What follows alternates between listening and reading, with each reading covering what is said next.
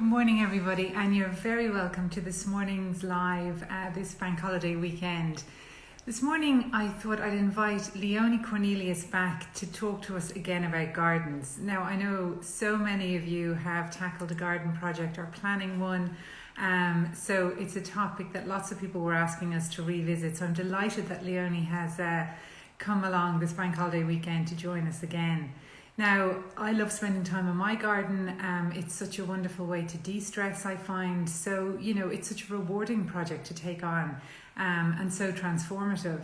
You know, whether you have a larger space, a smaller space, it does so many things. Like it can enhance, obviously, the atmosphere in your living space because it's what you're looking out onto. But also it has the illusion of making your living space feel larger as well if you can get that connection between outside and inside right. So today what we're going to be focusing on is more about the design, how to approach that, and then what kind of materials to use, what colours to use. So let's focus on planting and what to do with your plants at this time of year, but much more about the design, clever tips as well. We'll touch a little bit on how to make the most of smaller spaces that you have too. So please ask questions as you go along, and we'll do our very best to try and answer everybody's. So just waiting for Leonie to request to join now. And let us know as well if any of you have tackled a gardening project or are planning one. Maybe you give a thumbs up in the comments there and let us know, because it's so great to, you know, to get feedback from you guys, what you're struggling with and things like that. So it just helps us to make these sessions as relevant as possible. And I also just want to let people know how much I appreciate all of the absolutely gorgeous messages you've all been sending, and just your comments about how much these sessions are helping. That was absolutely the intention for doing them. It's why we've continued to do them even after lockdown. So I'm just delighted that so many of you are getting so much out of them. So I see Leonie there now. So that should work, hopefully. So we have some thumbs up and some thumbs down. Not quite sure what the thumbs down means. Hi, Leonie. How are you? Denise, how are you? I'm good. And first of all, happy birthday. I hope you had an amazing day. And you're so good to join us on your birthday weekend. So thank you so much. Thank you so much. Amazing. So look, amazing birthday. I was spoiled rotten. Oh, well, that's it. Well, so you should be. So you should be quite right. That's great. That's great. So look, I was just saying in the intro there that like I can even hear this morning people tackling little gardening projects, and it's been something that people have really embraced, I think, during this time. But yet we're getting an awful lot of questions. So what we're seeing now is that lots of people tackle DIY projects, I suppose, and now they're going, oh jeepers, maybe that wasn't the best the best decision. So they're looking to unravel and sort of you know, just fix it up. So what I was saying is this morning we'll focus a little bit more on that design, on materials, on colors, that sort of thing, because I know you've so much experience in that. So I think that'd be a great help to people this morning. Brilliant.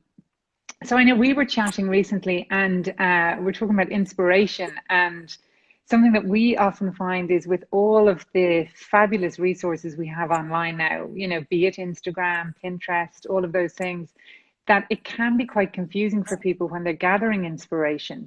And the other thing then is that a lot of the images we see are in these fabulous locations with beautiful sunshine, like California and Australia and all these places.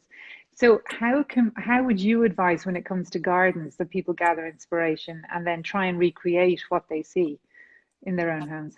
Yeah, so I mean, gardens are so personal, and I think we all have our own loves and things we've fallen in love with over the years, and everybody has a different way of kind of collecting. So often clients would come to me with a big booklet of, you know, torn out little shreds of newspaper clippings and little sketches or flyers they've collected over the years. So that's a really great way of doing it, or pictures you've taken that you can print out.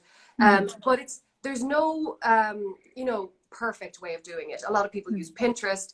But like you're saying, Pinterest is often too aspirational. And then you're looking at all these amazing spaces full of super expensive materials and, you're like, how do I even start? So I think it's what you need to think about the collecting of information is you're collecting ideas, it's precedents, you're not being precious. You don't want the actual result because you want your own garden. You want your personalized space. So the best way of looking at it is you're collecting inspiration, you're brainstorming, you're throwing it all out there. And then whatever you collect, that's not what you're going to get. You're going to get your version of it, which is going to be so much better because it's yours and it's personal and it's really special then. So not to be too precious about the collecting. It's a scrapbook, however way you do it, whether it's online or, you know, as an actual scrapbook. It's just inspiration and it's rough. Great. No, I couldn't agree more. And it's sort of the same with houses as well. You know, we'll find people come to us with little bits and pieces and snippets, and that's the fun, is trying to gel all of that together and, as you say, bring their personality into it. And I know that's something you're really passionate about when it comes to gardens, so can you expand on that a bit, because I thought that was really interesting.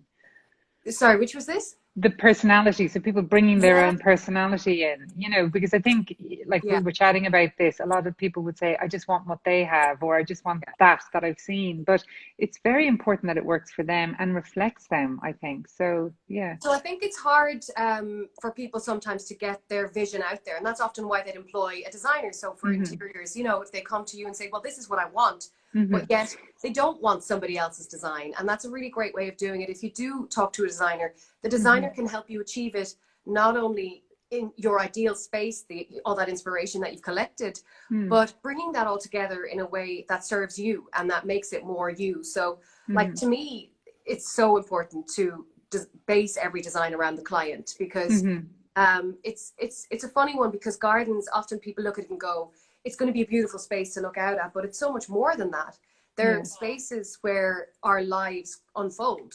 So, I mean, a brilliant example is where, you know, you're moving into a house and you want a nice space for your family to live, to use every day. And that's kind of what you're thinking, you know, it's entertainment, it's this, that.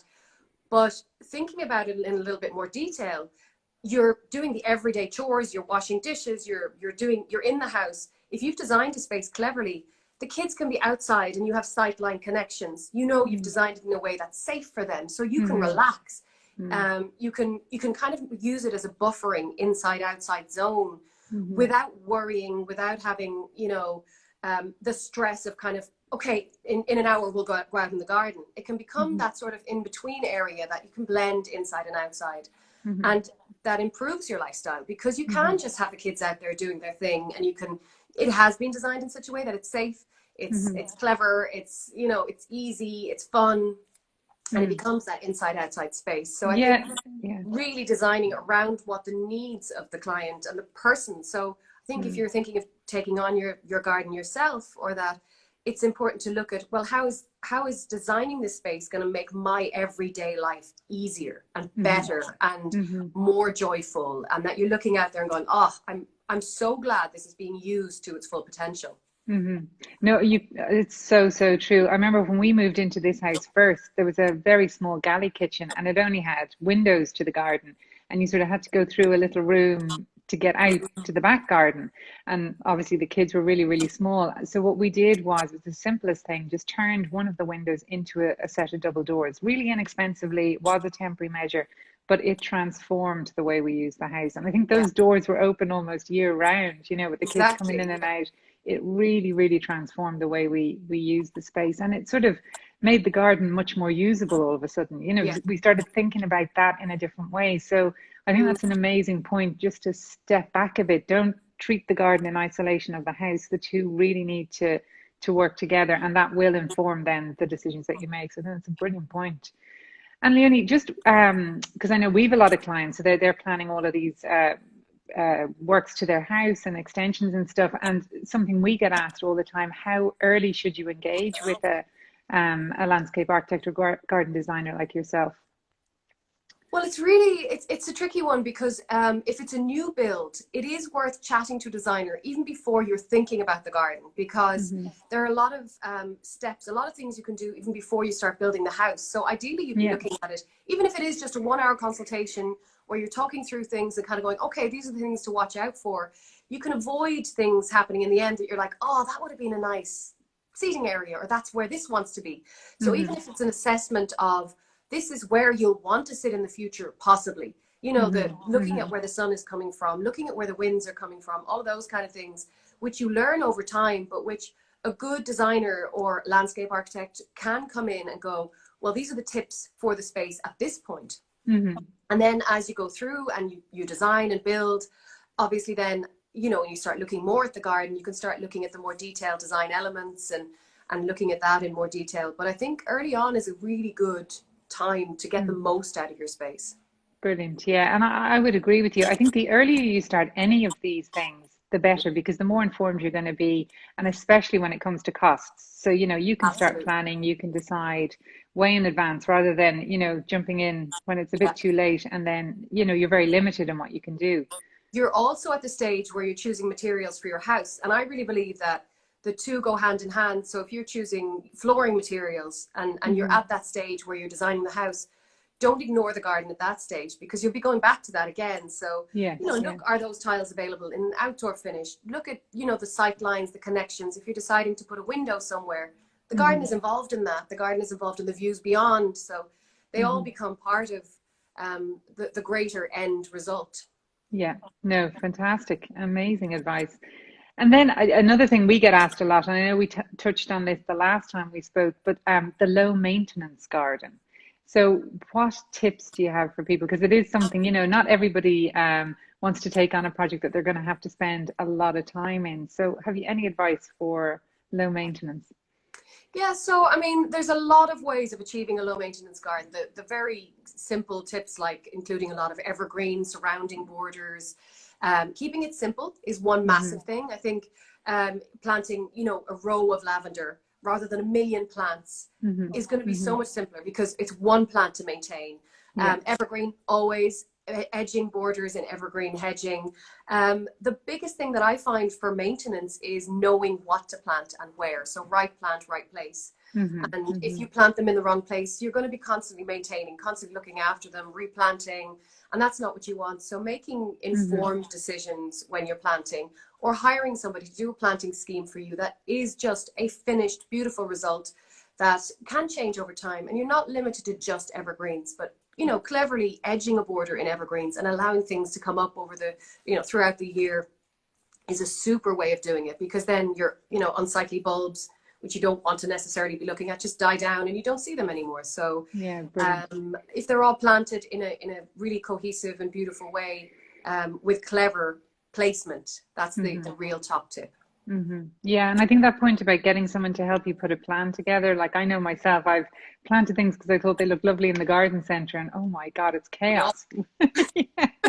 So I think it's like anything that, you know, if you have a plan, it's going to work out much better. So that's great advice. And I know as well, you were telling me, so you've started doing consultations. Can you talk to us about that? Because there are easy ways to get advice. Like it doesn't have to be a huge investment for people. So yeah, so I have a few different packages available at the moment. I've just started, I'm launching it in the next couple of days. I've started doing an hourly consultation, an online consultation, and that really works well, I think, for people who just want a little bit of feedback on either what they have, or like you're saying, the likes of a new build where they don't want the full package, the full outline yet, but they just need advice and feedback at an early stage, or advice and feedback on something specific. So, you know, I think that'll be really interesting to chat to people about that, and just to give that little bit of feedback then after that 1 hour chat.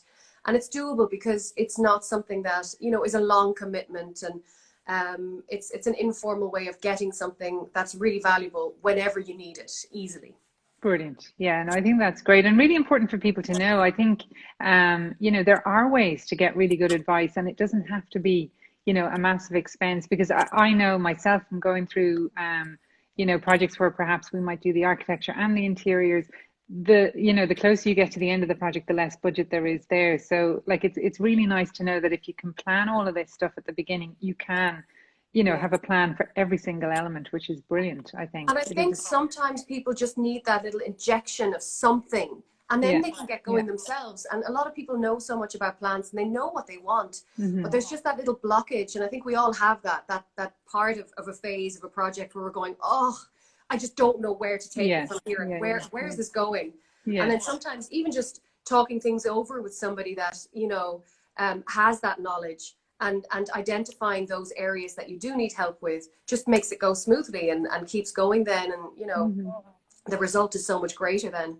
Definitely. It's just that push in the right direction. That's all people are looking for, you know, and it's wonderful. It gives them the confidence then and peace of mind. So yes, so that's great. I think those consultations are fantastic.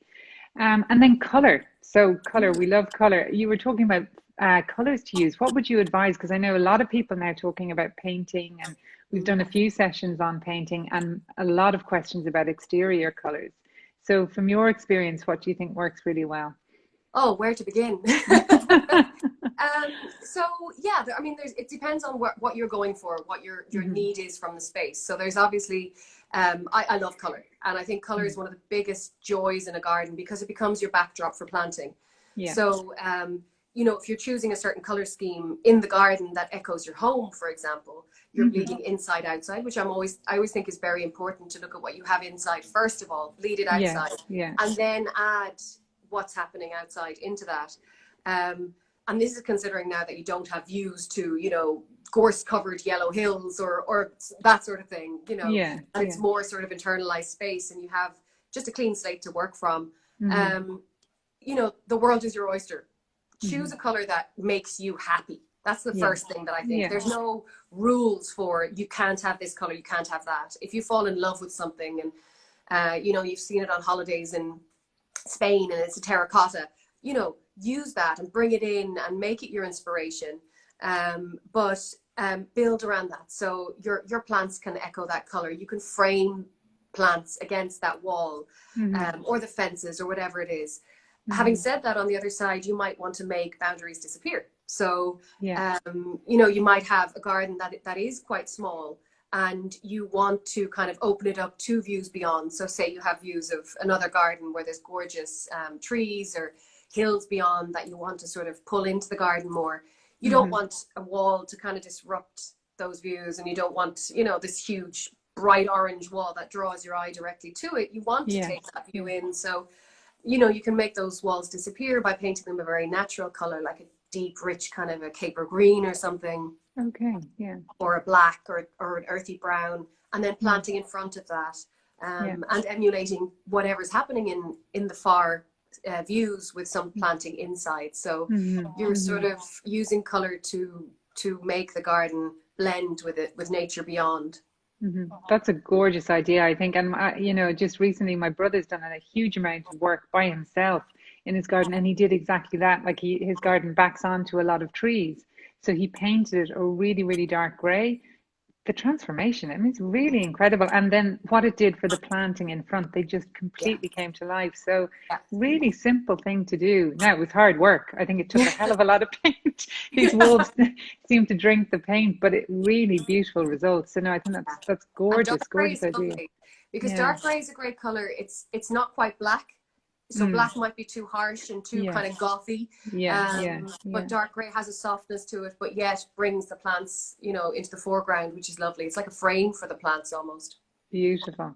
So we have a little question there about colour. So is white ever a good colour for a garden? Totally Greek smitten, but fear white could age horrifically. So I know, yes, I know exactly what they're trying to emulate. But you see, the thing about it is, in Greece, you've got that amazing sunshine, those bright cobalt blue skies. I'm looking out here, it's pretty grey and white. So a white wall might feel a bit cold. What are your thoughts there? I think white can certainly work, but I would probably advise to have a look at a white that is on the grey spectrum. So like what we're talking about there, but it depends. Again, you're right, it's sort of that really blue contrast that makes white work so well in Greece. So I think if you really want to get that feel and that sort of atmosphere, the best way of doing that is picking up on the feel of the architecture, that style of the architecture, maybe bringing a little bit of that into it, darkening down the white somewhat, going for sort of a muted grey white tone, which will work better with our beautiful grey sky. And then maybe looking at what else you fell in love with over there. What sort of planting is going on over there? Is there anything in that style and that feel that you can bring back and bring into your garden somehow to pick up on that? And that'll bring more of that Greek feel into your garden rather than just the white walls, which won't translate just on their own anyway. So, swathes of lavender and, salvias and sort of silvery tones and that. And if you really do that well, that could work really well. Amazing. And what about, like, I'm just thinking maybe introduce some tiling, like those beautiful sort of white and blue tiles, or, that can work really well, just a section of wall or something like that. So I think that's fabulous. Absolutely. Amazing starting point. Kind of yeah. Just blending all of that in could be large leaved plants and palms and that sort of thing. You could absolutely, and it's easy to bring a concept into a garden if it's done in a natural way and integrated in a natural way where you don't ignore your locality. I think if you're in a situation where you say have a small courtyard, you can get away with an awful lot more. You can really create that Moroccan style courtyard and that feel of being, in a completely different space, or a tropical feel garden or that sort of thing. Whilst if you do have those views beyond, you need to be careful that you don't ignore them, because then they'll be jarring. And we have such an amazing landscape anyway here that, whatever we do have around us, not just for us, for nature as well, we should sort of try and pick up on that. No, that's great advice. And actually leads me to something else we were chatting about, which is that whole, people who love the look of a Californian garden or something. You were giving great advice about how to recreate that. Like, you don't have to say, oh, well, look, we just don't have the climate, we can't do it. There are ways to sort of emulate that, even with our temperamental climate here. Yeah, I think I think a lot of people fall in love with gardens, when they're on holidays, because that's when they have time to look around and really take everything in. Funnily enough, over the last while here, even in Ireland, we've had more time to really embrace our landscape and our home spaces too. But a lot of people do fall in love with gardens on holidays and then go, right, that's it. I want, a Californian desert garden. That's the feel. Obviously, that's not going to work in our wet climate. If we do it exactly the way they do it there. But there are ways of bringing that home and of translating that somehow into our schemes here. So the first thing that I would do is say, well, what have I fallen in love with? What is it about this space that I love? So is it the colors? Is it the textures? Is it the shape of the leaves? If it's cacti, the tall columnar shapes.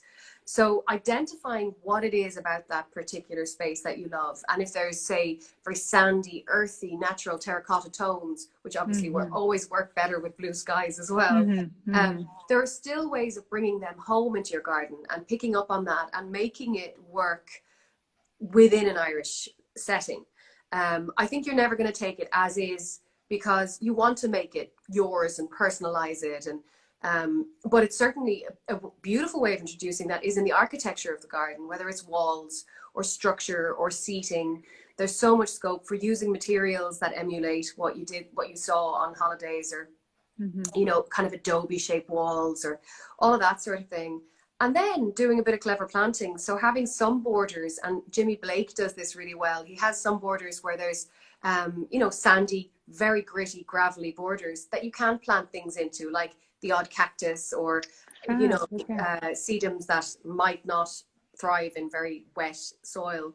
You probably have to take them in the winter. But if that's what you're really after, you can add them in the summer months. That's great. My goodness. And Jimmy Blake, who's Jimmy Blake? Just for he runs Hunting Brook Garden in Wicklow. Oh, fabulous. So, okay, fantastic. Absolutely gorgeous garden. So very, very well worth checking out. Yeah. Definitely, we'll do that. That's amazing. No, wonderful. Brilliant. And then you touched on finishes. So I think this is a great idea, that you just don't limit yourself to the planting when you're thinking about creating your garden or trying to recreate a look or a feel. It is about, how do I recreate that in the finishes and things that I choose? So when it comes to materials, are there things that work better for our climate? Like what would you use a lot, Leonie, and what do you like using? What do you recommend for people? Well, I think it's wide open. It's such a huge topic, and personally, I always look at what's happening first in the locality. So views beyond, what is, if there's big limestone hills, no brainer. You're going to think about maybe introducing limestone, preferably local limestone into a garden, looking at that. But sometimes people want something like what we're talking about there that's completely different, and that's picks up on something they saw on holidays or that. So there's so much out there that you can use, everything from concrete products to actual poured concrete. if you're going to the actual poured concrete, I would say use a specialist, because people shy away from it. They go, oh no, that's way too slippy. If it's done by a specialist, it's not.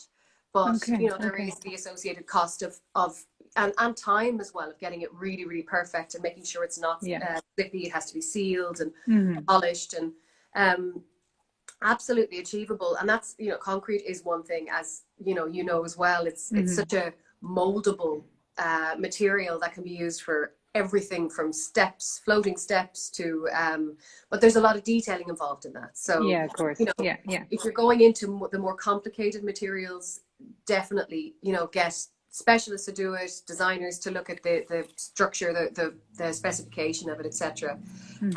But I love stone is, I think, one of the biggest, Kilkenny Blue and McMonagall and all the stones that are Irish, I would be a big fan of myself. Great. Okay. And decking, because I know we get a lot of questions about decking. I've seen lots of decking that I put my feet through when I go around to see, just with that climate. I'm even looking now, it's raining here. It's, it's really hard to keep it in this climate. Yeah. But there are good composite products you can yes. buy now. Yeah. Okay. Yeah, I do. I have a lot of clients that love the feel of decking. That's, especially here in the west of Ireland, the practicality of decking. It'll last a little while, and salt, wind, rain, moisture. But there are some really good composite decking products, and they do look really well. But I think the key with composite decking, is how it's designed and how it integrates within the landscape. So if it's designed in a really good way, and you have the border edges done in a certain way, the angles are all correct, or the patterns are done right, it can look really smart. If it's just plonked down and there's not enough thought put into it, it can look quite tacky. So it's all about the detailing and making it look really well. Definitely. Yeah. And as we were saying earlier, it's about, starting as early on in the process, having an overall concept so that you're doing it all as part of one project, rather than I'll tackle the decking now, then I'll do the planting. It's just going to look very fragmented if you approach it that way. Yeah, and then you do have the option of, if you have grey timber floors inside, to continue on with the grey decking outside, the composite decking. But you do have that continuation of inside outside, Yeah, definitely. Brilliant. And I know this is your birthday weekend, so I don't want to take up too much of your time, but just one last thing. And I love to help people try and avoid mistakes. So what are some of the mistakes you have seen, and what is your advice for helping people avoid those if they're tackling a project? So I think, I'm not thinking of any specifics now, but I think one of the biggest mistakes people make is not thinking enough about the function of the garden. So plonking things down anywhere. You fall in love with the idea of a pond, and it's placed wherever, in the middle of the best sunny location in the garden. And that's really where you want your seating area then. So one thing I do early on in a project, and which I don't present to clients because it's just the background detail, is the functional layout plan, which explores the whole garden and looks at making sure that everything that I've discussed with the client has a place in the garden and has the best possible location in the garden, so that you're not going to place that beautiful seating area that you want connections with inside the house somewhere at the very back of the garden where there's shade, and which you're never going to use. So that functional layout plan is something that I think a client wouldn't necessarily think of doing themselves. And if that gets ignored, suddenly you have this just higgledy-piggledy mix of things being placed everywhere. So I think that's the biggest mistake that a lot of people make. And it's a natural mistake to make, because you fall in love with things. You see these plants and you're like, oh, I want them in my garden. And, you put them in and plant huge amounts of them, and then they don't work, or they're in the wrong place where you wanted something else. So I guess it's making that plan and really trying to stick to that as closely as possible, or making sure the most important things are correctly done, and then just being free with the rest of it, because it will change over time. Like I remember when the kids were little, we got a trampoline, but we put it, now it was because of other things were in the garden, like you're just saying, put it underneath a tree, and they never used it because it was constantly full of God knows what, leaves, everything.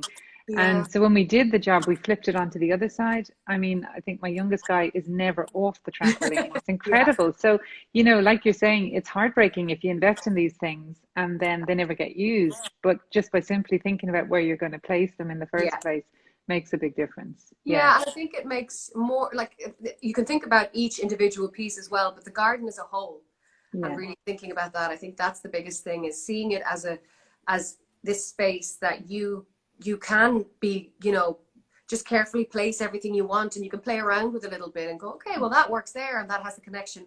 But doing a sketch, even if it's just a simple sketch, and doing your plan of, no, actually, I can't get to this patio without putting on wellies. You know, Exactly. obviously it doesn't work.